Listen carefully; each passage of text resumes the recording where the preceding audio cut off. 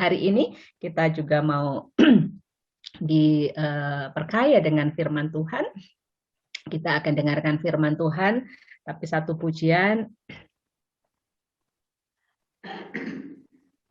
boleh membawa kita untuk kita masuk di dalam kebenaran firman Tuhan. Kita akan siapkan semuanya.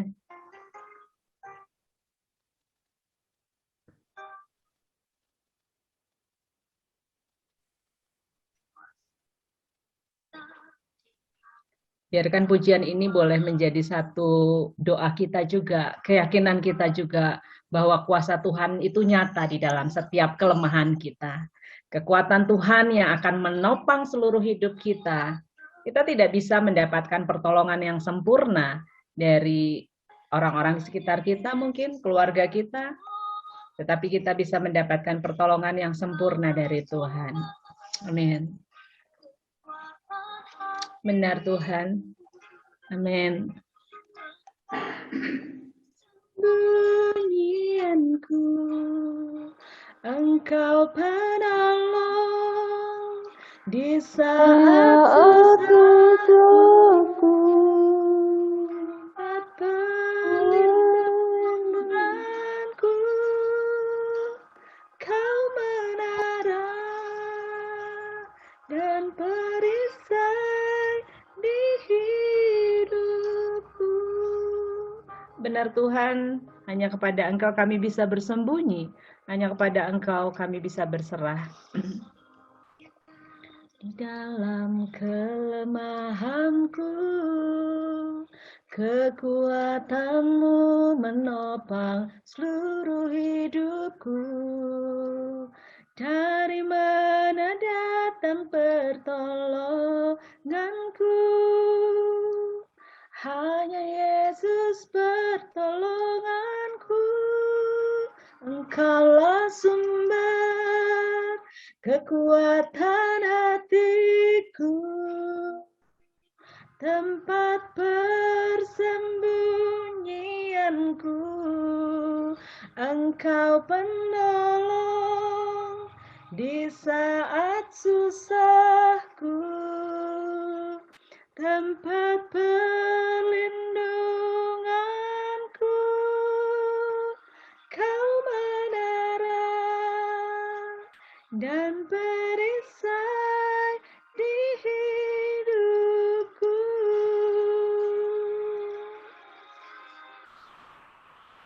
Terima kasih Yesus.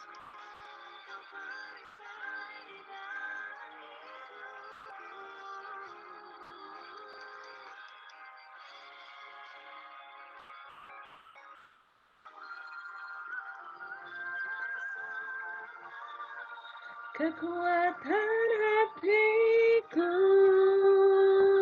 tempat persembunyianku. Engkau penolong di saat susahku,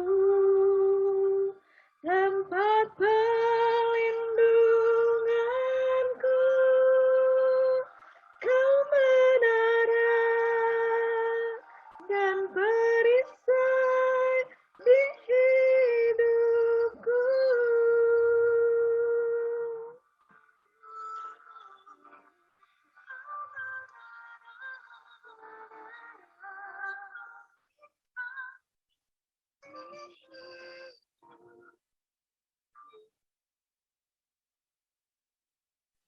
Amin. Saya serahkan kepada hambanya yang boleh menyampaikan kebenaran firman Tuhan.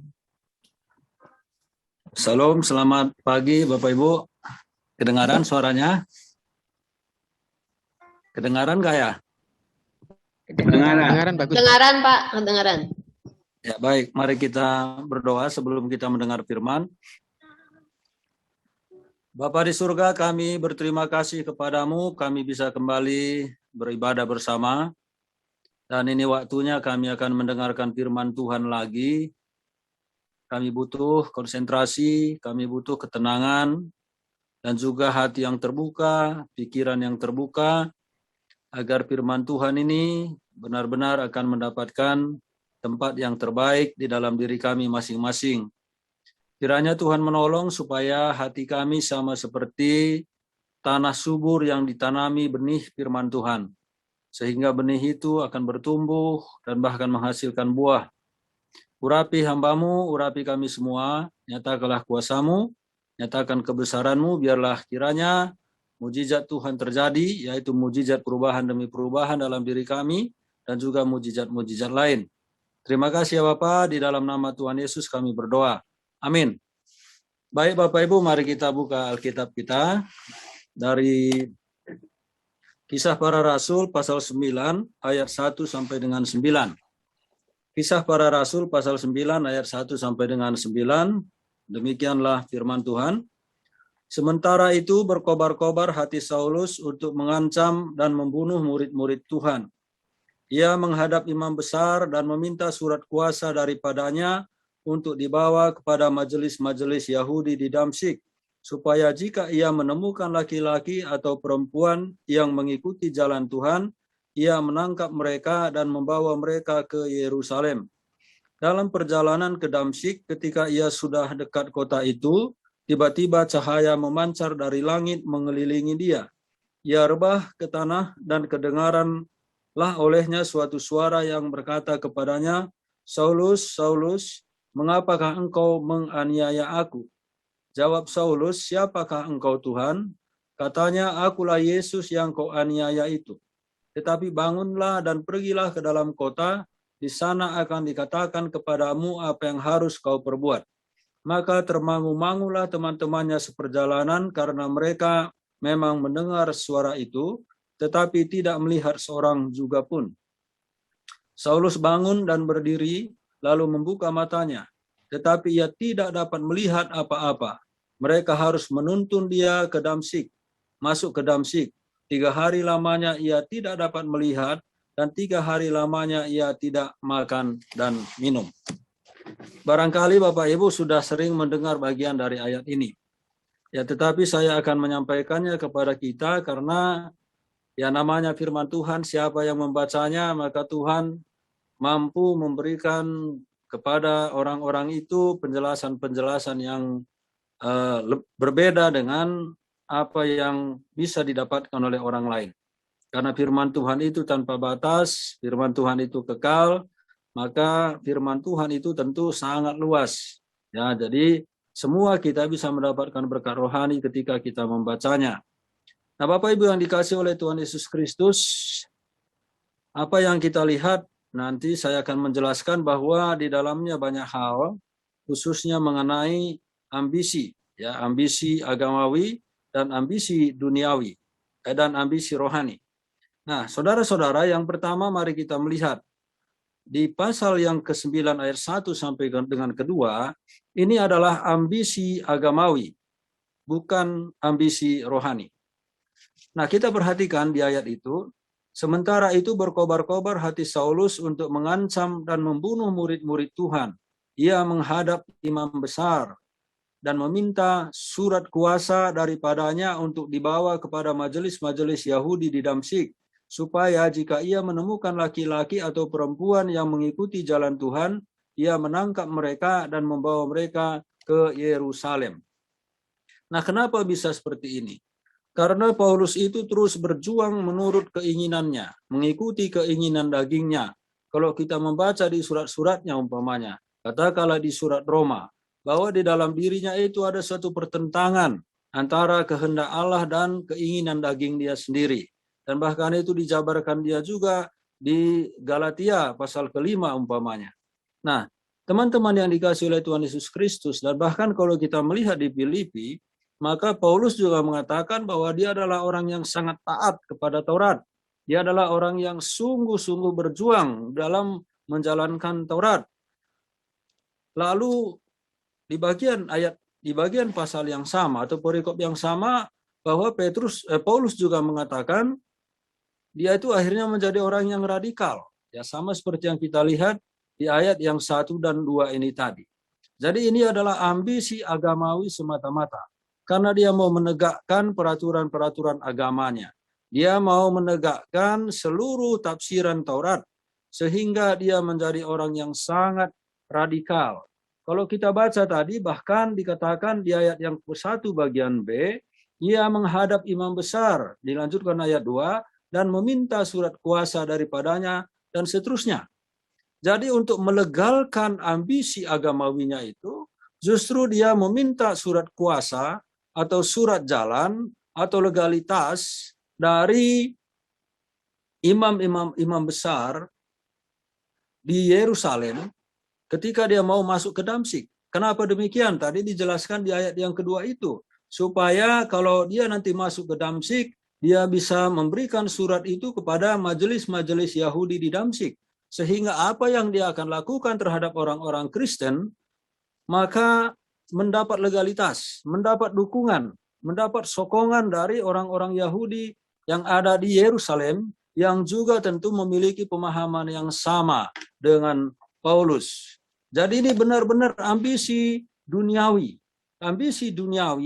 dan bahkan kalau kita melihat sangat kejam ya, karena dikatakan tadi jika ia menemukan laki-laki atau perempuan yang mengikuti jalan Tuhan, ia menangkap mereka dan membawa mereka ke Yerusalem. Laki-laki dan perempuan, dia tidak peduli dengan gender, dia tidak peduli dengan jenis kelamin.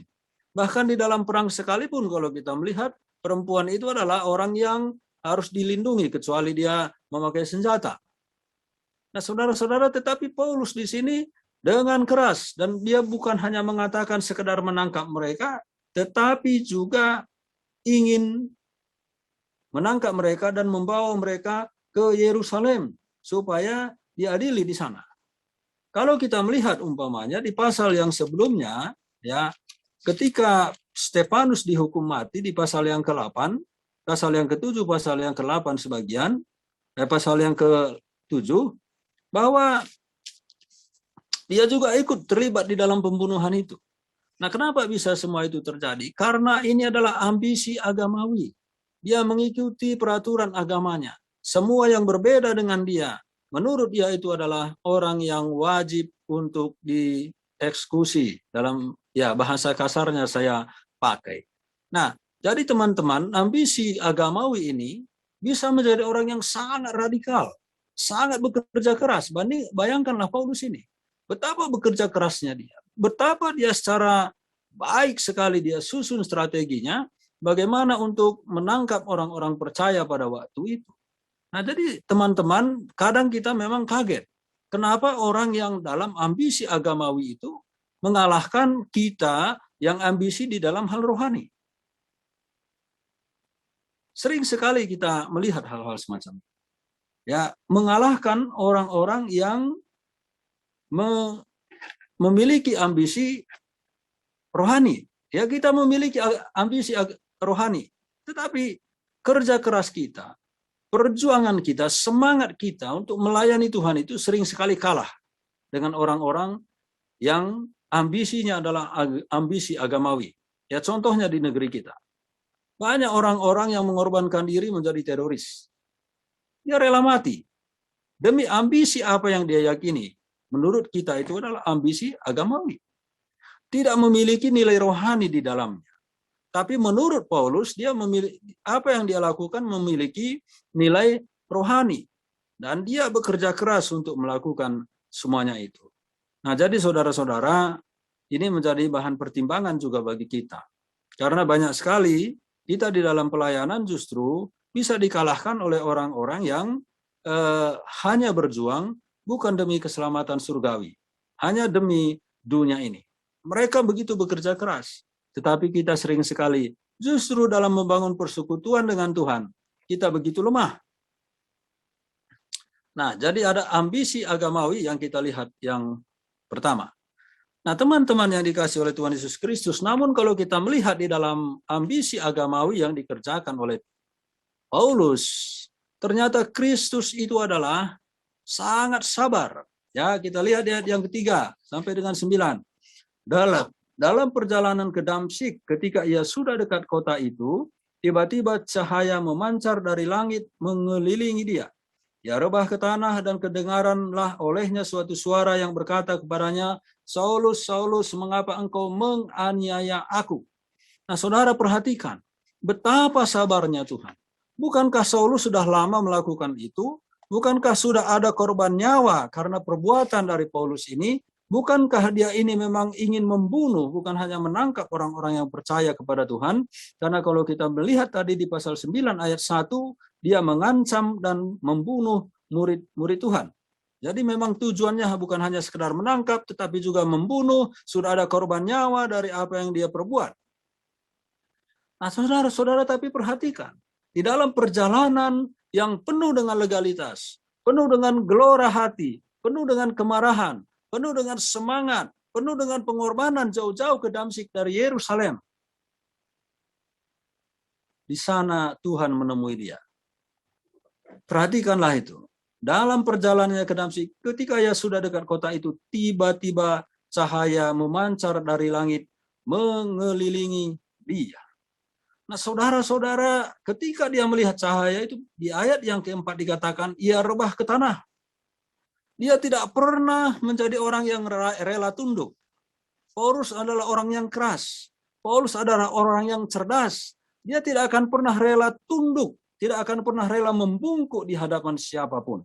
Tapi kali ini ketika Kristus datang di dalam dengan kemuliaannya, kita lihat dia rebah ke tanah. Terpaksa, mau tidak mau, ada wibawa yang lebih besar daripada wibawa yang dia bawa.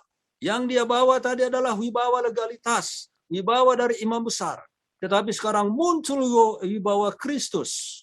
Wibawa yang bukan hanya sekedar secari kertas. Tetapi dikatakan di situ ada sinar yang memancar dari langit mengelilingi dia.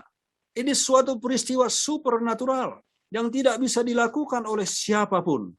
Dan akhirnya orang yang keras ini, akhirnya Paulus yang begitu bersemangat, merasa dia begitu kuat,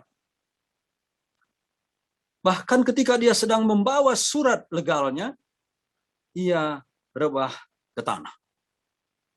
Ia rebah ke tanah. Betapa hebatnya Tuhan kita Yesus Kristus. Terpujilah nama Tuhan.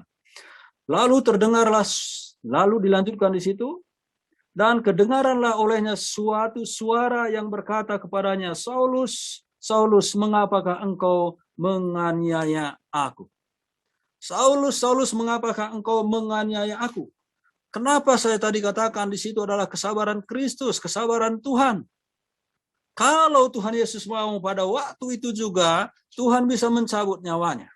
Bukankah Paulus sudah rebah di sana, sudah tidak berdaya, dia tidak bisa lagi berkuasa untuk melihat kemuliaan Kristus itu? Tuhan bisa mengambil nyawanya, Tuhan bisa membunuhnya. Tetapi justru Tuhan masih berbicara kepadanya, Saulus, Saulus, mengapakah engkau menganiaya aku? Dan itu penuh dengan wibawa surgawi. Mengapakah engkau menganiaya aku? Nah, saudara-saudara yang dikasihi oleh Tuhan Yesus Kristus, Tuhan kita itu adalah Tuhan yang penuh kasih, Tuhan yang sabar, Tuhan yang peduli, Tuhan yang sungguh-sungguh ingin menyelamatkan setiap orang. Dan perhatikan saudara-saudara yang dikasihi oleh Tuhan, jawab Saulus, siapakah engkau Tuhan? Katanya, akulah Yesus yang kau aniaya itu. Akulah Yesus yang kau aniaya itu. Tuhan Yesus menyadarkan Paulus bahwa apa yang dilakukan oleh Paulus itu adalah perkara yang salah, hal yang keliru. Dia menganiaya orang-orang Kristen. Itu sama dengan menganiaya Kristus. Ketika pengikut Kristus dianiaya, tubuh Kristus dianiaya, Kristus itu sendiri juga ikut teraniaya. Ketika kita mengalami kesulitan karena iman kita, karena kita mengalami tekanan karena iman kita, Kristus juga turut merasakannya. Bagaimanapun keadaan kita, Kristus itu tetap merasakan apa yang kita alami. Nah, saudara-saudara, dia begitu sabar, dia begitu peduli, sehingga dia tidak memberikan suatu hukuman. Tapi justru Kristus menyadarkan Paulus bahwa akulah yang kau aniaya itu. Memang kau menganiaya orang-orang Kristen, Paulus. Tetapi orang Kristen itu adalah tubuhku. Engkau menganiaya mereka. Sama dengan engkau juga menganiaya aku. Nah, Tuhan, saudara-saudara, betapa sabarnya Tuhan kita. Betapa mulianya. Kalau kita melihat kemuliaannya ketika ada sinar cahaya yang memancar mengelilingi dia itu. Tentu kita bisa berpikir dia bisa langsung saja menyelesaikan hidup dari Paulus, tetapi justru tidak. Di dalam kewibawaannya, di dalam kebesarannya, dia masih bersabar. Dia memberikan kesempatan kepada Paulus. Itulah Tuhan kita. Ya barangkali kita juga mungkin tidak seperti Paulus lah. Kalau saya pikir-pikir untuk diri saya sendiri, ya sering saya merenung, juga saya mengatakan betapa sabarnya Engkau Tuhan terhadap diriku. Karena saya sadar sekali, banyak sekali kesalahan saya. Banyak sekali perbuatan yang tidak menyenangkan. Dalam penggunaan waktu, umpamanya mungkin saya tidak berdosa dalam perkataan, tidak berdosa di dalam pikiran, tidak berdosa di dalam tindakan, tetapi saya bisa berdosa dalam mempergunakan waktu saya. Saya tidak disiplin, saya tidak bertanggung jawab. Mungkin juga saya tidak berdosa dalam waktu, tapi juga saya bisa berdosa di dalam pemeliharaan tubuh saya. Ya banyak hal yang bisa membuat kita berdosa, tetapi saudara-saudara, Tuhan kita itu begitu sabar. Dia tetap peduli, dia tetap mengasihi kita. Inilah Tuhan kita, Yesus Kristus. Berbahagialah orang-orang yang tetap setia untuk mengikuti Tuhan Yesus Kristus. Nah, saudara yang dikasihi oleh Tuhan Yesus Kristus, di dalam dialog tadi, maka Tuhan masih terus melanjutkan di ayat yang ke-6. Tetapi bangunlah dan pergilah ke dalam kota. Di sana akan dikatakan kepadamu apa yang harus kau perbuat. Tuhan tidak menjudge dia. Tuhan tidak menghakimi dia, tidak mempersalahkan dia. Dengan situasi yang dilihat oleh Paulus, dengan perkataan Tuhan Yesus sendiri, akulah yang kau aniaya itu. Maka pada saat itu juga, Paulus itu sadar bahwa dia adalah orang yang sudah bersalah. Tuhan tidak perlu berbicara panjang, tetapi kalimat yang pendek ini sudah cukup untuk membuat Paulus itu insaf. Dia sadar, dan Tuhan mengatakan bangunlah, pergilah ke dalam kota. Tuhan tidak menghukumnya di sana. Bangun, pergi kamu ke dalam kota. Nah, saudara-saudara, Tuhan kita Tuhan yang bijak. Dia maha kuasa, dia penuh sabar, tapi juga adalah Tuhan yang bijak. Tetapi bangunlah dan pergilah ke dalam kota. Di sana akan dikatakan kepadamu apa yang harus kau perbuat. Nah, saudara-saudara, dan apa yang terjadi itu adalah suatu keajaiban. Karena kalau kita melihat di ayat yang ke-7, dikatakan maka termangu-mangulah teman-temannya seperjalanan. Karena mereka memang mendengar suara itu, tetapi tidak melihat seorang juga pun. Teman-temannya mendengar suara itu, tapi mereka tidak melihat seorang pun. Hanya Paulus sendiri. Ya, kita tidak tahu jumlah mereka, berapa orang mereka ada pada waktu itu. Mereka hanya mendengar suara, tetapi tidak melihat seorang juga pun. Ini adalah sebuah keajaiban. Dan ini juga mungkin salah satu membuat hati Paulus semakin teguh.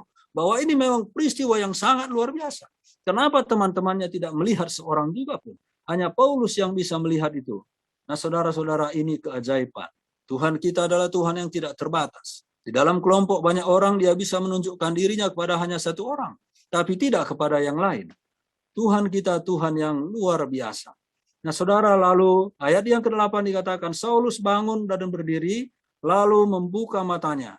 Tetapi ia tidak dapat melihat apa-apa. Mereka harus menuntun dia masuk ke Damsyik. 3 hari lamanya ia tidak dapat melihat. Dan 3 hari lamanya ia tidak dapat makan dan minum. Dan peristiwa ini juga sangat penting. Karena hal ini akan membuat Paulus menjadi sangat terpengaruh. Karena ada peristiwa-peristiwa yang luar biasa ini. Tadi dikatakan bahwa dia kemudian tidak dapat melihat. Dia harus dituntun sekarang. Tadi dia masuk ke Damsyik penuh dengan kekuatan, semangat, wibawa. Barangkali dia sombong mengusungkan dada. Tiba-tiba, begitu dia bertemu dengan kemuliaan Kristus, berjalan pun sudah tidak bisa lagi. Matanya sudah tidak bisa melihat apa-apa. Jadi bayangkan betapa hebatnya sebetulnya Tuhan kita. Betapa luar biasanya. Kita ini tidak ada nilainya, tidak ada apa-apanya kalau kita melihat di sini. Paulus yang ada surat legalitasnya. Paulus yang adalah orang pintar, yang semangat di dalam keagamaan. Tidak ada apa-apanya. Begitu dia berhadapan dengan Kristus, semua kewibawanya itu hilang. Tadi kita sudah membaca bahwa dia kemudian rebah. Dan di sini sekarang bukan hanya rebah, berjalan pun sudah tidak mungkin karena dia sudah tidak bisa melihat. Dia harus dituntun. Saudara-saudara, Tuhan kita hebat, Tuhan kita dahsyat, Tuhan kita itu luar biasa. Sekali lagi saya katakan, terpujilah nama Tuhan. Nah, saudara-saudara, dia disuruh masuk ke Damsyik. Dan ini masih dalam rangkaian kesabaran Tuhan terhadap Paulus. Kalau kita melihat bahwa di pasal yang sama di ayat 10 sampai dengan 19a, di sana Tuhan sudah mempersiapkan Ananias. Ya, kita akan lihat. Ayat yang ke-10, di Damsyik ada seorang murid Tuhan bernama Ananias. Firman Tuhan kepadanya dalam suatu penglihatan. Ananias, jawabnya, ini aku Tuhan. Firman Tuhan, mari pergilah ke jalan yang bernama Jalan Lurus, dan carilah di rumah Yudas seorang dari Tarsus yang bernama Saulus. Ia sekarang berdoa. Dan dalam suatu penglihatan ia melihat bahwa seorang yang bernama Ananias masuk ke dalam dan menumpangkan tangannya ke atasnya supaya ia dapat melihat lagi. Nah, perhatikan bahwa Ananias kemudian dipersiapkan oleh Tuhan untuk menemui Paulus, dan di dalam situasi Paulus tidak bisa melihat, dia tidak makan 3 hari dan 3 malam itu, di saat itu juga dia pun ternyata dipersiapkan juga oleh Tuhan untuk menyambut Ananias. Tadi kita baca itu di ayat yang ke-11. Jadi kedua orang ini sedang dipersiapkan oleh Tuhan. Ananias dipersiapkan, Paulus juga dipersiapkan. Jadi ada konfirmasi dari Tuhan kepada mereka berdua. Nah, pertanyaannya adalah, kenapa tidak dari tadi atau Tuhan Yesus sendiri yang langsung berbicara lebih jauh kepada Paulus? Kenapa mesti memakai Ananias?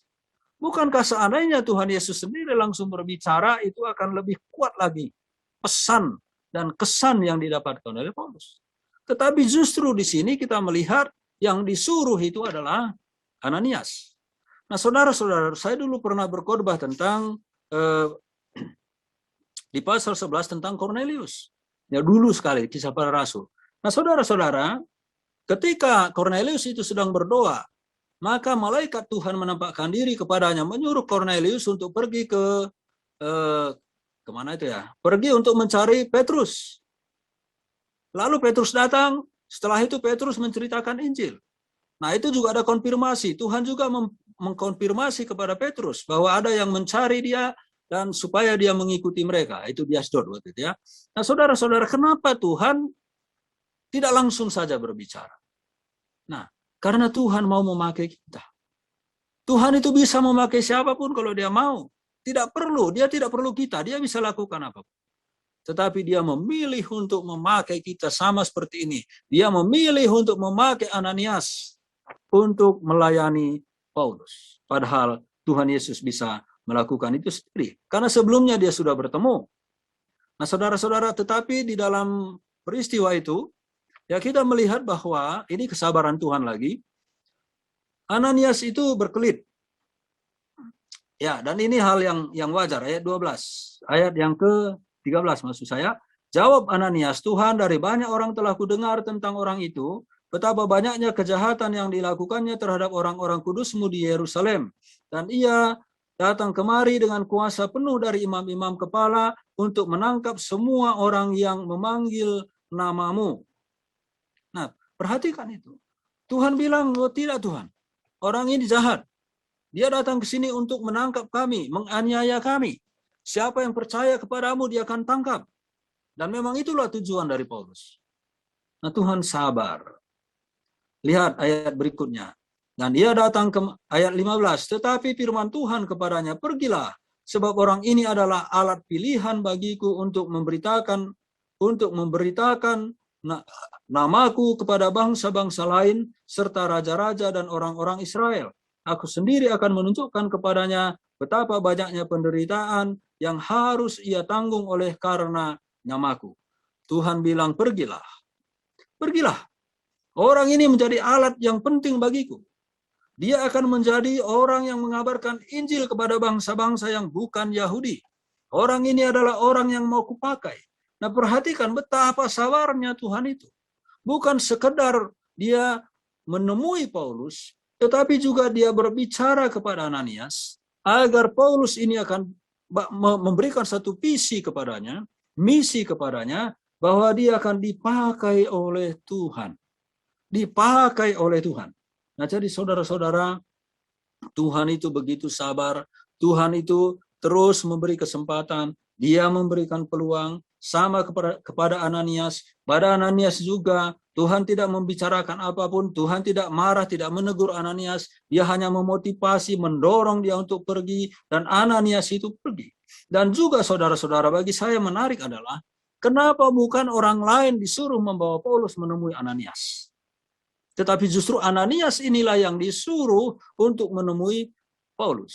Saulus ya, masa itu namanya masih Saulus. Nah saudara-saudara, Tuhan itu mencoba untuk merangkul dia, mempedulikan dia dengan benar-benar mempedulikan dia. Tuhan tahu kalau dia itu sudah buta. Maka disuruhlah Ananias untuk datang ke sana. Tuhan kita, Tuhan yang bijaksana, Tuhan yang selalu merangkul, Tuhan yang sabar, Tuhan yang ajaib. Luar biasa Tuhan kita, terpujilah nama Tuhan. Nah saudara-saudara, ayat 17, lalu pergilah Ananias ke situ dan masuk ke rumah itu. Dia menumpangkan tangannya ke atas Saulus, katanya, Saulus, saudaraku. Perhatikan di sana, Saulus, katanya, Saulus, saudaraku. Dan langsung disebut saudara. Tuhan Yesus yang telah menampakkan diri kepadamu di jalan yang engkau lalui, telah menyuruh aku kepadamu supaya engkau dapat melihat lagi dan penuh dengan Roh Kudus. Bukan hanya sekedar dapat melihat, tetapi juga penuh dengan Roh Kudus. Tuhan yang maha suci, yang maha kudus, maha mulia, memenuhi Paulus yang adalah berniat untuk membunuh dan bahkan terlibat di dalam pembunuhan orang Kristen. Saat ini dia dipenuhi oleh Roh Kudus. Dan seketika itu juga seolah-olah selaput gugur dari matanya sehingga ia dapat melihat lagi. Ia bangun lalu dibaptis. Dan setelah ia makan, pulihlah kekuatannya. Pulihlah kekuatannya. Nah sekarang saudara-saudara kita melihat Paulus.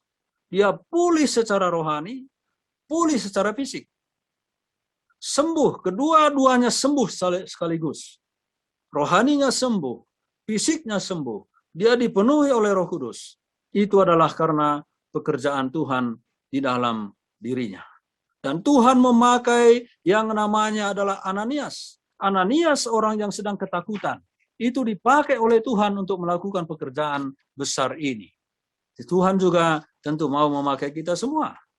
Nah, tadi kita sudah melihat itu adalah hal-hal atau ambisi agamawi dari Paulus. Tetapi kemudian Tuhan mengubah seluruh ambisinya itu. Tapi memiliki ambisi untuk membinasakan orang-orang Kristen karena ketaatannya kepada agamanya. Sekarang Tuhan mengubahnya dengan cara yang ajaib, dengan cara yang luar biasa. Di sana tadi dikatakan bahwa kemudian Paulus itu sembuh, matanya sudah bisa melihat lagi, dia penuh dengan Roh Kudus. Nah setelah itu saudara-saudara, maka ada cakrawala baru di dalam hidupnya. Mari kita perhatikan ayat berikut. Pasal yang sama, ayat 19b. Saulus tinggal beberapa hari bersama-sama dengan murid-murid di Damsyik. Dikatakan beberapa hari. Tetapi apa yang dia katakan, saudara-saudara, di sana, coba lihat ayat yang ke-20. Ketika itu juga, ia memberitakan Yesus di rumah-rumah ibadat. Dan mengatakan bahwa Yesus adalah anak Allah. Ada cakrawala baru. Ada suatu perubahan drastis yang terjadi. Tadi dia membenci orang-orang Kristen. Dia membenci pengikut Yesus. Sekarang dia memberitakan Yesus dan bahkan dia sudah menyebut Tuhan Yesus itu sebagai anak Allah. Itu yang dikatakan di dalam Injil. Tuhan Yesus sering mengatakan dirinya anak Allah. Tuhan Yesus belum pernah mengatakan itu kepada Saulus, tetapi sekarang dia mengatakan Yesus itu adalah anak Allah. Dia memberitakan itu di rumah-rumah ibadah. Tadi dia membawa surat dari Yerusalem. Dia mau sampaikan kepada pemimpin-pemimpin di rumah ibadah itu untuk menangkap orang-orang Kristen. Tetapi sekarang semua jadi terbalik. Bukan lagi surat yang dibawa dari Yerusalem yang dia sampaikan, tetapi adalah Kristus yang adalah firman Allah itu. Itulah yang dia sampaikan sekarang. Ada cakrawala baru. Ada suatu perubahan yang luar biasa, saudara-saudara. Dan bahkan di ayat yang ke-22, dia katakan di bagian akhir, karena ia membuktikan bahwa Yesus adalah Mesias. Yesus adalah Mesias. Yesus adalah juru selamat. Dia sampaikan itu semua. Pikirannya sekarang terbuka. Bukankah dulu dia ahli Taurat? Bukankah dulu dia membaca perjanjian lama? Tetapi matanya masih tertutup. Mata rohaninya itu sangat tertutup. Tetapi begitu dia bertemu dengan Tuhan Yesus Kristus, cakrawala rohaninya, mata rohaninya terbuka. Dia kemudian sekarang mengenal siapa itu Yesus. Yesus itu adalah anak Allah. Yesus itu adalah Mesias. Nah, saudara-saudara, apapun cerita kita kepada orang lain tentang kekristenan, kalau orang itu belum bertemu dengan Tuhan Yesus Kristus, maka sulit bagi dia untuk memikirkan bahwa Yesus itu adalah anak Allah. Sulit bagi dia untuk mengimani bahwa Tuhan Yesus itu adalah Mesias. Dia harus bertemu dulu dengan Tuhan Yesus Kristus, sama seperti yang terjadi terhadap Rasul Paulus itu. Dan saudara-saudara, saya kembali mengingatkan kita bahwa ini adalah tugas kita, ini adalah tanggung jawab kita. Orang-orang yang ambisi hidupnya adalah ambisi agamawi, maka dia akan tetap pada posisi itu sebelum dia bertemu dengan Tuhan Yesus Kristus. Kalau kita melihat sekarang bahwa Paulus ambisinya semata-mata sudah menjadi ambisi rohani, terjadi sebuah perubahan.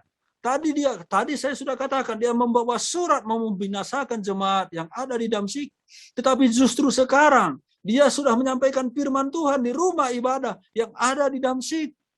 Bukan hanya rumah ibadah, dikatakan di sana di rumah-rumah ibadat. Itu berarti dia pergi dari satu tempat ibadat ke tempat ibadat yang lain. Dia membuktikan bahwa Yesus itu adalah anak Allah. Dia menyampaikan bahwa Yesus itu adalah Mesias, juru selamat yang hidup. Kenapa dia ke rumah ibadah? Karena orang yang di rumah ibadah itu juga sama dengan dia. Mereka semua tahu Taurat, tetapi belum terbuka cakrawalanya. Belum mengenal Yesus yang sebenarnya. Hanya tahu hukum Taurat. Sehingga dia masuk ke rumah-rumah ibadah itu untuk membuktikan bahwa Yesus itu adalah anak Allah, bahwa dia itu adalah Mesias, juru selamat yang dijanjikan. Nah, saudara-saudara, ada perubahan ambisi. Dari ambisi agamawi menjadi ambisi rohani. Kita, saudara-saudara, kadang dua hal ini juga masih bisa terjadi di dalam diri kita. Walaupun kita sudah manusia rohani di dalam Kristus, kita sudah dilahirkan baru.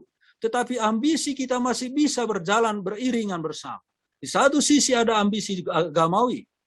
Yang penting melakukan semua ya karena perintah, karena disuruh menyampaikan firman, maka saya lakukan sajalah. Hanya ambisi mengikuti tuntutan keagamaan, tuntutan gereja.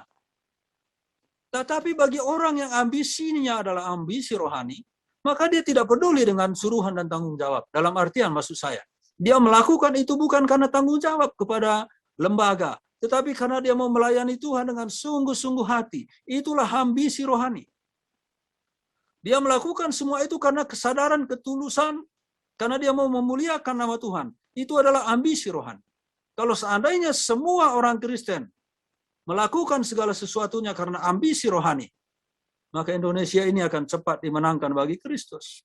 Orang Kristen itu akan menjadi teladan, menjadi berkat di mana-mana. Kalau semua ambisinya adalah ambisi rohani. Tetapi saudara-saudara, kita tidak memungkiri bahwa di dalam gereja sekalipun, ambisi agamawi kita masih sering muncul. Dan saya pun masih mengalami hal yang sama. Ya, saya pun masih mengalami hal yang sama. Dan ini membutuhkan pergumulan yang panjang. Bukan hanya panjang, tetapi juga pergumulan waktu demi waktu. Di setiap kali saya melayani, saya sangat terganggu antara dua ambisi ini. Ambisi rohani dan ambisi agamawi. Nah, saudara-saudara, tapi Tuhan bisa mengubahkan kita semua. Dan saudara-saudara, bukan hanya itu. Kita melihat bahwa kemudian selain ambisi tadi, karakter Paulus itu menjadi berubah. Coba kita perhatikan ayat yang ke-25. Sungguh pun demikian, pada suatu malam, murid-muridnya mengambilnya dan menurunkan dari atas tembok kota dalam sebuah keranjang. Kenapa? Kalau kita baca sebelumnya, Ternyata kemudian Paulus itu mau dibunuh. Kalau dulu ada orang yang seperti ini, pasti dia lawan. Saya yakin itu. Pasti dia lawan. Orang tidak diusik aja dia mau ngusik orang. Tetapi saat ini ketika dia mau dibunuh, dia berusaha untuk menjauh, melarikan diri, tidak melawan sama sekali. Sudah tidak melawan lagi. Dia pergi. Ada perubahan karakter. Tiba-tiba semua tertransformasi di dalam dirinya. Karena apa? Karena pertemuannya dengan Tuhan Yesus Kristus. Pertemuan dengan Tuhan Yesus Kristus itu mestinya mengubahkan diri kita. Mengubahkan hidup kita. Banyak orang mengatakan, aku percaya kepada Tuhan Yesus Kristus. Tetapi tidak ada satu perubahan pun yang terjadi. Apa bukti dari perubahan itu? Nah, saudara-saudara, karena itulah maka kalau kita baca umpamanya di Efesus pasal yang kedua, ayat 1 sampai dengan 10, ayat 1 sampai dengan ketiga itu dipaparkan dengan manusia yang berdosa. Ya, Paulus mengatakan bahwa jemaat Efesus berdosa, dia juga berdosa. Mulai ayat 4 dikatakan, mulai 4 ayat 5 dikatakan dihidupkan kembali, dan karena iman diselamatkan sampai ayat 9, ayat 10. Katanya apa? Kamu diciptakan untuk melakukan pekerjaan baik. Ayat 10-nya, melakukan pekerjaan baik karena pertemuan dengan Tuhan Yesus Kristus. Karena sudah dihidupkan secara rohani. Ada sebuah perubahan. Dan inilah yang terjadi dengan diri Paulus. Apakah hanya itu, saudara? Tidak. Coba perhatikan tadi ayat tadi. Coba perhatikan lebih baik lagi. Ayat yang saya bacakan kembali. Ayat yang ke-24 tadi. Ada kata di sana, murid-muridnya. Dia di Damsyik itu disebut ayat yang ke-19b, hanya tinggal beberapa hari, tetapi dia sudah memiliki murid-murid, bukan hanya murid. Sudah lebih dari satu. Berarti ada sesuatu yang bisa diteladani selain mengajar. Kalau ketika dia pergi ke Damsyik, kalau kita lihat di ayat yang ke-7, tidak dikatakan murid. Coba saya lihat, kita lihat ayat ke-7 ya, saya bacakan saja. Maka termangu-mangulah teman-temannya seperjalanan. Nah, teman-temannya bukan murid. Tapi di Damsyik itu hanya beberapa hari dia sudah mendapatkan murid-murid. Karena dia mengajar. Karena dia memiliki suatu perubahan karakter. Nah, saudara-saudara, kenapa semua itu bisa terjadi? Karena pertemuannya dengan Tuhan Yesus Kristus. Ada perubahan karakter. Dia tidak mau membunuh lagi. Tidak mau membalas kejahatan dengan kejahatan lain. Kalau kita lihat, umpamanya di ayat yang ke-32 dan seterusnya ada di sana disebut Petrus menyembuhkan Eneas dan membangkitkan Dorcas. Dorcas itu juga disebut dia murid. Dan murid yang kemudian membawa dampak. Murid yang berubah secara karakter. Nah, inilah harusnya sebagai orang-orang percaya itu. Berubah karena persekutuannya dengan Tuhan. Nah, jadi saudara-saudara kita sudah melihat bahwa ada ambisi rohani, ada ambisi agamawi, ada ambisi rohani. Dan di antaranya itu ada Tuhan yang bekerja di sana. Maka ambisi duniawi itu, ambisi agamawi itu, berubah menjadi ambisi rohani. Nah, saudara-saudara, tadi kita melihat bahwa tadi Paulus memiliki legalitas, sepucuk surat yang diberikan oleh imam-imam besar, karena dia memintanya. Tetapi sekarang dia memiliki legalitas dari Roh Kudus. Karena tadi dikatakan di ayat yang ke-17, supaya engkau dapat melihat lagi dan penuh dengan Roh Kudus. Dia sudah penuh dengan Roh Kudus. Jadi sekarang dia memiliki legalitas Roh Kudus. Bukan lagi secarik kertas. Tetapi itu sudah termeterai di dalam dirinya. Termeterai di dalam tubuhnya. Dan itulah yang membuat dia menjadi orang yang kemudian membawa orang-orang lain kepada Kristus. Kalau tadinya dia mau membinasakan semua orang yang mengikut Kristus karena legalitas sepucuk surat, tetapi sekarang karena legalitas dari Roh Kudus, justru dia yang sekarang membawa orang-orang untuk mengikuti Tuhan Yesus Kristus. Nah, saudara-saudara, kita melihat dari apa yang saya sampaikan tadi, bahwa kita perlu memikirkan kembali di dalam melayani Tuhan. Mari kita mencoba untuk mengevaluasi diri kita sendiri. Apakah dalam pelayanan itu ambisi kita ambisi agamawi ataukah ambisi rohani? Nah, kalau masih ada, saya yakin ya bahwa pertentangan itu akan selalu ada. Di tengah-tengah kedua ambisi itu, kita harus tempatkan Kristus supaya ambisi duniawi kita, ambisi agamawi kita berubah menjadi ambisi rohani. Itu bagi kita. Tetapi juga saudara-saudara, yang berikutnya adalah bahwa seseorang yang beragama, apapun agamanya, entah itu Kristen atau non-Kristen, kalau dia belum bertemu dengan Kristus, cakrawalanya terhadap Kristus itu masih buram, masih buta. Dia belum bisa melihat Yesus itu adalah anak Allah. Dia belum bisa melihat bahwa Yesus itu adalah Mesias. Di dalam pengakuan dari mulut bisa saja, tetapi dia tidak mengimaninya dengan sungguh-sungguh hati. Karena itu kalau kita melihat orang-orang Kristen, beragama Kristen banyak meninggalkan Tuhan. Barangkali persoalannya adalah dia belum bisa melihat bahwa Yesus itu adalah anak Allah, bahwa Yesus itu adalah Mesias, juru selamat satu-satunya yang dijanjikan. Sehingga dia masih mungkin meninggalkan Kristus. Yang ketiga adalah, ketika cakrawala baru terbuka, maka terjadi perubahan karakter. Sama seperti tadi kita melihat bahwa Saulus yang tadinya mau membunuh orang, tetapi ketika dia mau dibunuh, maka dia sudah memilih untuk diam dan tidak mau membalas lagi. Nah, saudara, inilah 3 hal yang dapat kita simpulkan dan satu hal menjadi tantangan bagi kita.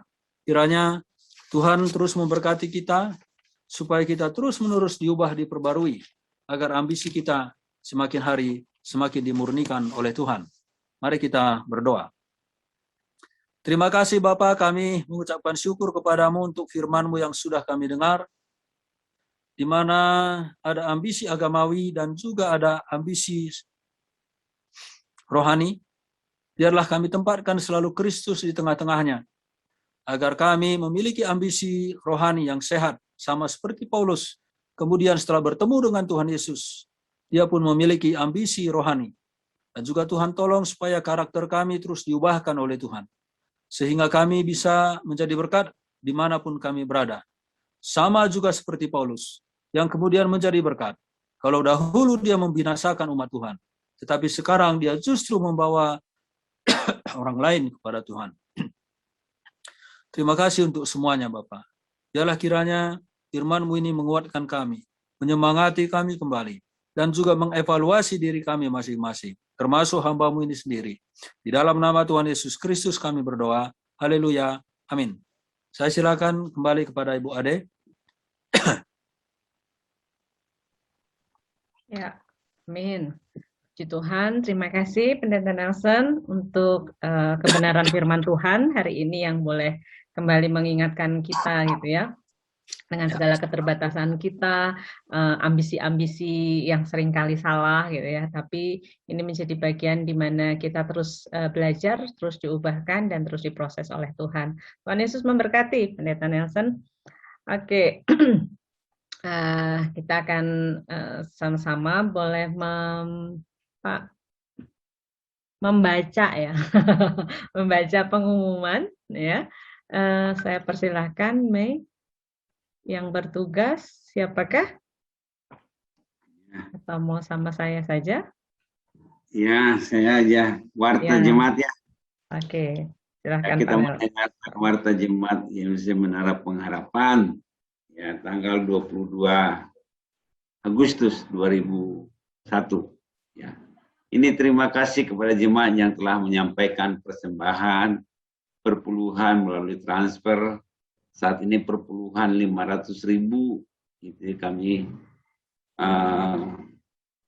berterima kasih.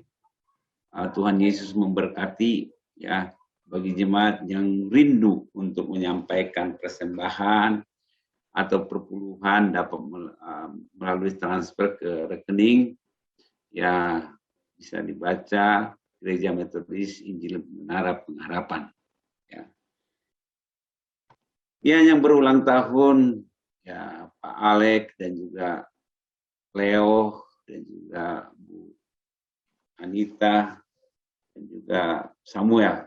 Ini semua sudah lewat, ya, tapi terus kita dukung dalam doa supaya mereka terus di hari ulang tahunnya bisa menghitung hari-hari yang mereka lalui, sehingga mereka memperoleh hati yang bijaksana. Ya, jadwal pelaksanaan ibadah IMC Menara Pengharapan tanggal 29 Agustus 2021. Worship leadernya Pak Pendeta Alex Tumeno dan juga warta dan doa ya Saud Sihombing. Ya,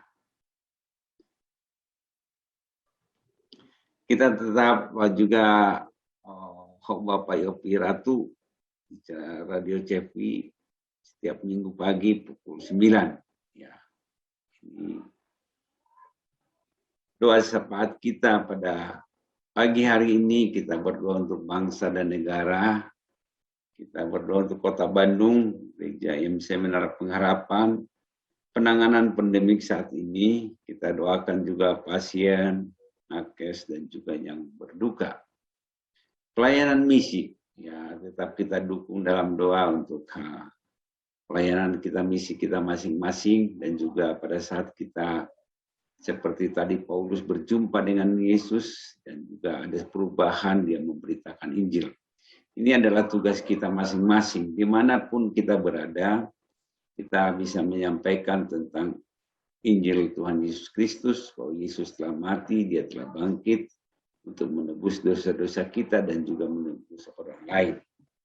Dan juga kita juga bergumul untuk kesehatan jemaat, ya, jemaat yang sudah lama tidak hadir, kesehatan Bapak Gembala, Ibu Gembala, pelayanan para hamba Tuhan, kesehatan Ibu Olsia dan juga Natalia, ya udah mulai sehat ini, dan juga Oscar, keluarga Pak Pur, Mikael dan juga Ibu Andreas, Cilili kita doakan. Ada pokok doa tambahan? Ya. Pak Saud, Pak Ya. Saud, Ibu Ya. saya Pak Saud tolong doakan ya, belum ada kabar Ya. sampai sekarang. Ya. Adik-adik saya juga mau mencari, mau datang ke Kiara Condong, mau pada mencari ini supaya inilah ada kabar secepatnya gitu. Ya, kita nanti kita doakan sama-sama. Mari kita berdoa. Ya.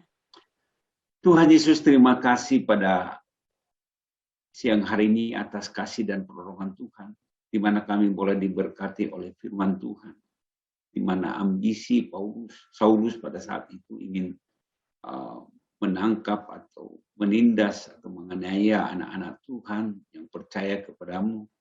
Dan ketiga, dalam perjalanan ke Damsyik, Tuhan berjumpa dengan dia, menegur dia, menasihati dia, dan juga dalam perjumpaannya dia ada perubahan dalam hidupnya, sehingga dia boleh melayani orang lain, memikirkan orang lain Tuhan. Kami juga Tuhan rindu supaya kami juga mengalami dalam perjumpaan dengan Tuhan dalam kehidupan kami, sehingga gelora hidup kami, semangat kami untuk memberitakan Injil Kristus boleh bangkit Tuhan, sehingga kami tetap dalam hidup kami bersuka cita karena ada Yesus yang senantiasa mengubah hidup kami, bahkan menolong kami, bahkan membela kami Tuhan, bahkan juga memperhatikan kami ketika kami dianiaya, ketika kami ditindas, bahwa juga Yesus Kristus juga mengalami seperti itu, sehingga Tuhan senantiasa hadir dalam kehidupan kami. Terima kasih. Kami juga berdoa untuk hamba-Mu yang menyampaikan firman. Tuhan juga memberkati dia, memberikan kesehatan, kekuatan yang daripada Tuhan. Dan juga memberkati ibu juga dan anak-anak. Biarlah Tuhan juga senantiasa menolong mereka dalam kehidupan mereka Tuhan. Kami doakan Tuhan, biarlah Tuhan juga campur tangan dalam keluarga, sehingga sungguh-sungguh nama-Mu dimuliakan, nama-Mu ditinggikan. Kami juga khususnya pada pagi hari ini berdoa bersama-sama untuk juga saat ini pencarian ibu dari Ibu Neneng Tuhan. Kami berdoa Tuhan pada saat ini, dimanapun dia berada saat ini, kami doakan di dalam nama Tuhan Yesus, biarlah supaya dia boleh mengingat kembali, supaya dia boleh pulang kembali, bahkan juga menghubungi orang-orang, sehingga dia boleh ditemukan Tuhan. Kami doakan Tuhan, saudara-saudara kami yang mencari, biarlah Tuhan juga yang membuka jalan, yang mengarahkan Roh Kudus yang mengingatkan mereka, sehingga ketemu dengan orang tua kami ini Tuhan. Tuhan, kami rindu pada saat ini supaya orang tua kami ini boleh juga ditemukan pada saat ini Tuhan. Terima kasih Tuhan, kami serahkan keluarga yang mencari hanya ke dalam tangan pengasihan-Mu. Kami juga berdoa pada pagi hari ini untuk bangsa dan negara kami Tuhan. Kami bersyukur karena bangsa dan negara kami semakin hari semakin bisa menangani pandemi ini Tuhan. Kami juga berdoa untuk Pak Jokowi yang menangani. Kami juga berdoa biarlah Tuhan juga yang memberkati dia, memberikan hikmat kepada dia, memberikan takut akan Tuhan kepada dia Tuhan.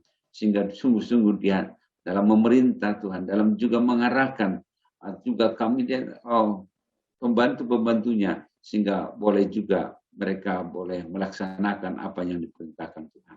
Anak-anak Tuhan yang duduk dalam pemerintahan, biarlah Tuhan juga yang menolong.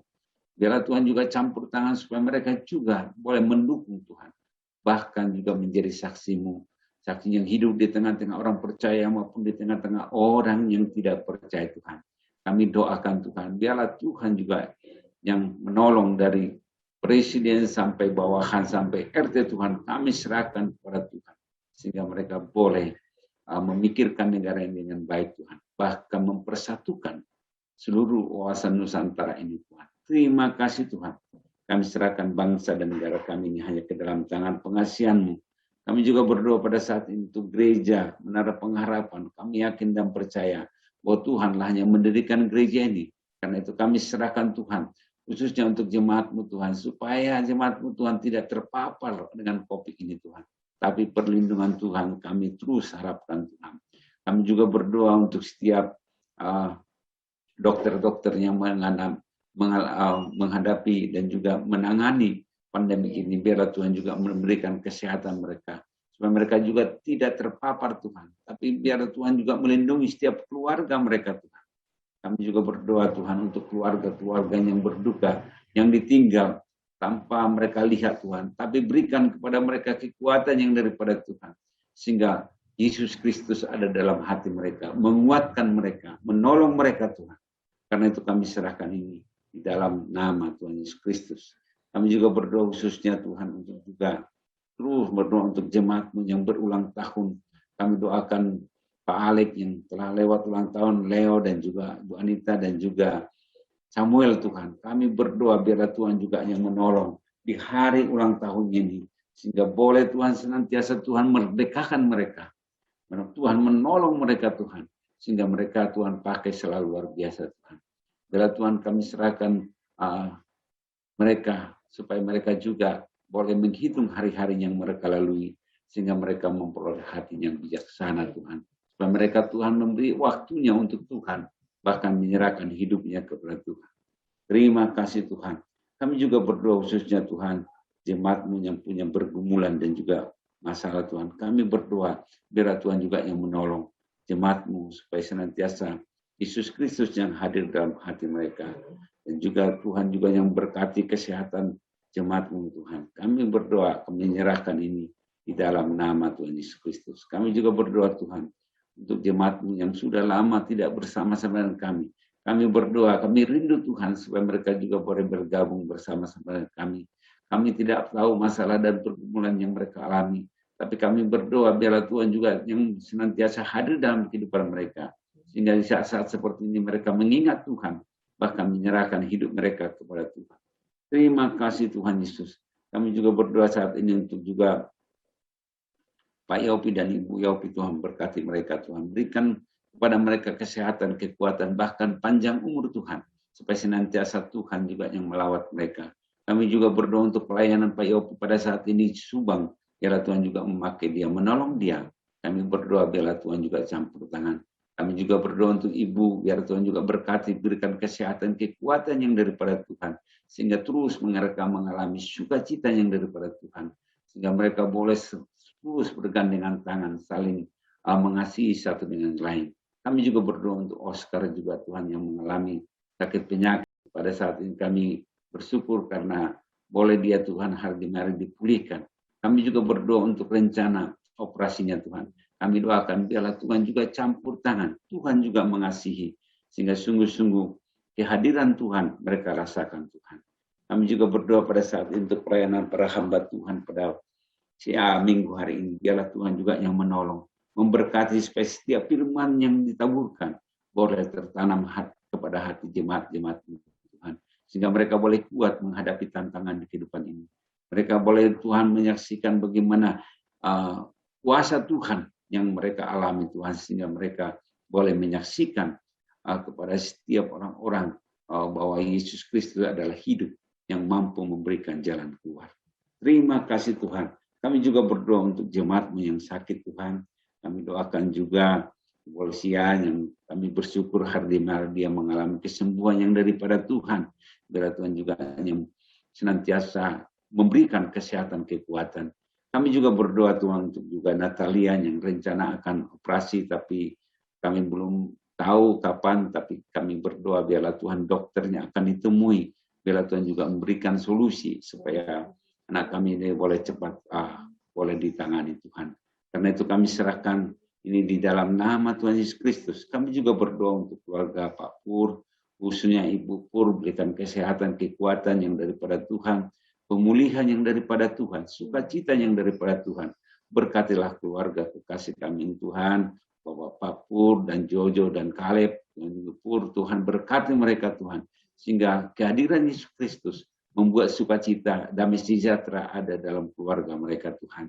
Kami serahkan ini di dalam nama Tuhan Yesus Kristus. Kami juga berdoa pada saat ini juga Tuhan untuk juga keluarga juga Ibu Andreas Tuhan, yang saat ini kami berdoa biarlah Tuhan juga memberkati dia, menolong dia, yang memberikan kesehatan dan juga panjang umur Tuhan. Di mana pada saat ini dia boleh belajar berjalan, berikanlah kesembuhan total yang daripada Tuhan. Berkati juga keluarga mereka yang mendukung. Biarlah Tuhan berkat Tuhan boleh mengalir dalam kehidupan mereka Tuhan. Terima kasih Tuhan. Kami juga berdoa untuk Michael juga. Biarlah Tuhan juga yang menolong anak-Mu ini Tuhan. Di mana dari kecil sampai saat ini dia sudah besar Tuhan. Kami berdoa biarlah Tuhan campur tangan Tuhan senantiasa dalam hidupnya Tuhan. Sehingga dia boleh menyaksikan pengalaman-pengalaman hidupnya kepada orang lain. Sehingga orang lain semakin hari semakin yakin bahwa Tuhan Yesus adalah hidup yang memperhatikan dia Tuhan. Karena itu kami serahkan Michael Tuhan hanya ke dalam tangan. Kami juga berdoa untuk Cilili juga Tuhan berkati. Biarlah Tuhan juga yang menolong dalam proses kesembuhannya. Kami serahkan kepada Tuhan. Berkati keluarganya Tuhan. Kami serahkan ini di dalam nama Tuhan Yesus Kristus. Kami juga bersyukur Tuhan saat untuk keluarga Pak Alek pada saat ini, di mana Tuhan juga kami mendengar bahwa dia pada saat ini tidak enak badan. Biarlah Tuhan juga yang menjamah tenggorokannya, memulihkan dia Tuhan, sehingga boleh dia terus Tuhan memuliakan Tuhan. Terima kasih Tuhan, berkati juga setiap pelayanannya Tuhan.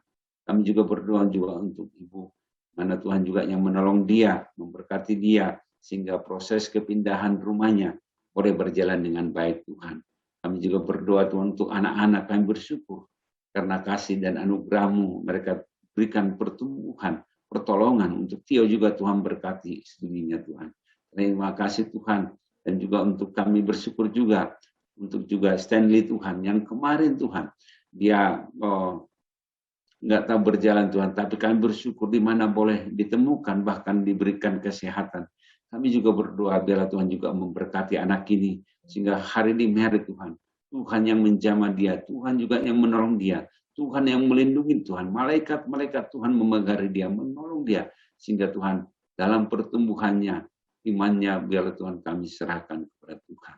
Kami juga berdoa Tuhan untuk Ibu Ade, kami bersyukur di mana boleh dia menyaksikan bagaimana dia boleh Tuhan tidak kuliah lagi tapi hanya memberikan tugas Tuhan. Yang berdoa itu karena anugerah Tuhan, karena pertolongan Tuhan, sehingga dia boleh nantinya boleh sidang dan juga boleh wisuda Tuhan. Itu karena kasih dan anugerah-Mu. Bahwa Tuhan tidak pernah membiarkan dia, bahwa Tuhan tidak pernah meninggalkan dia, tapi Tuhan senantiasa menjagai, menolong dia dalam setiap perjalanan kehidupannya Tuhan. Berkatilah kami pada pagi hari ini, inilah Tuhan permohonan kami, inilah Tuhan juga doa syafaat kami yang kami serahkan di dalam nama Tuhan Yesus Kristus kami berdoa. Amin.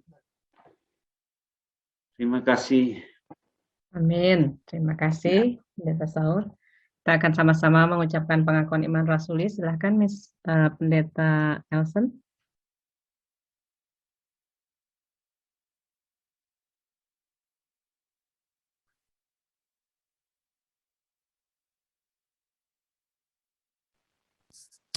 Mari kita mengakukan bersama-sama.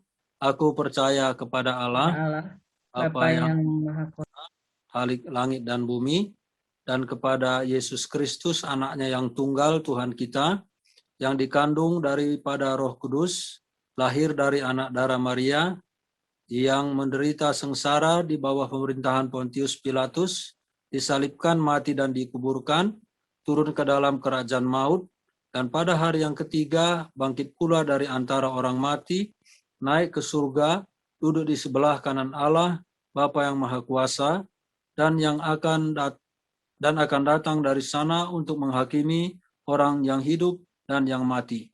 Aku percaya kepada Roh Kudus, gereja yang kudus dan am, persekutuan orang kudus, pengampunan dosa, kebangkitan daging dan hidup yang kekal. Amin. Nah, saudara-saudara, sebelum kita berpisah di Zoom ini, mari saudara angkat hatimu kepada Tuhan dan terimalah berkat dari Dia.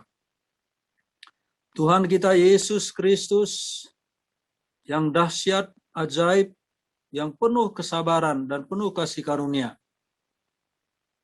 Tercurahlah dari Dia berkat bagi saudara-saudara sekalian. Dan juga pemeliharaan yang sempurna dari Allah Bapa yang mencukupkan dan bahkan melimpahkan segala apapun yang menjadi kebutuhan hidup kita hari lepas hari, walaupun masih di masa pandemi ini. Dan Roh-Nya yang kudus, Roh yang memenuhi Paulus, kiranya juga memenuhi hati kita semua, supaya kita pun dipakai oleh Tuhan, diubahkan oleh Tuhan, menjadi alat-alat Tuhan yang melayani Tuhan. Terpujilah nama Tuhan sampai selama-lamanya, dan berkat-berkat ini tercurah di dalam nama Bapa, Anak, dan Roh Kudus. Amin. Silakan, Ibu Ade. Terima kasih semuanya. Jemaat yang kita mau sama-sama mengambil saat teduh sejenak di hadapan Tuhan, bersyukur untuk ibadah pada pagi hari ini. Segala puji, hormat, dan syukur kami naikkan ke hadapan Engkau Tuhan, Allah yang besar, Allah yang luar biasa, Allah yang sudah memberkati kami dengan ibadah ini. Terima kasih Tuhan, di dalam nama-Mu kami berdoa, kami bersyukur. Amin. Amin. Amin. Terima kasih semuanya. Tuhan Yesus memberkati. Terima kasih Bu Ade. Ya, Terima sama-sama. kasih Bu Ade, Pak Nelson. Terima kasih Bu Ade, Pak Nelson.